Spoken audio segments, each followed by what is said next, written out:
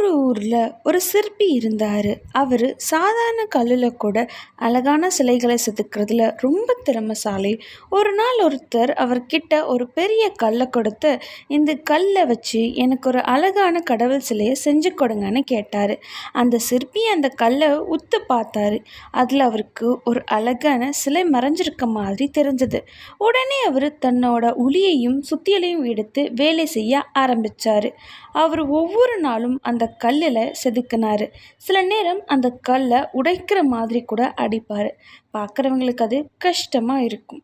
ஆனால் சிற்பி தன்னோட வேலையில் கண்ணும் கருத்துமாக இருந்தார். பல நாள் கழித்து அந்த கல்லிருந்து ஒரு அற்புதமான கடவுள் சிலை வெளிவந்துச்சு.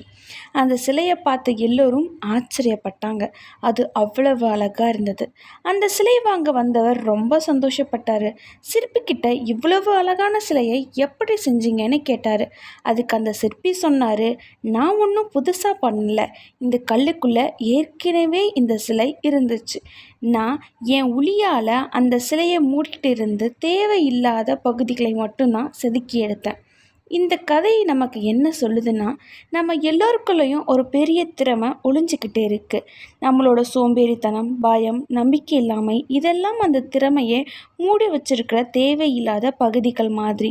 நம்ம முயற்சி, விடாமுயற்சி, தன்னம்பிக்கை இதுதான் அந்த உளி மாதிரி. அதை வச்சு நம்மக்கிட்ட இருக்கிற தடைகள் உடைச்சி எரிஞ்சால் நம்மளோட உண்மையான திறமை வெளிவரும். நாமளும் இந்த உலகத்துக்கு ஒரு அழகான சிலையை மாதிரி பயனுள்ளதாக மாறலாம்.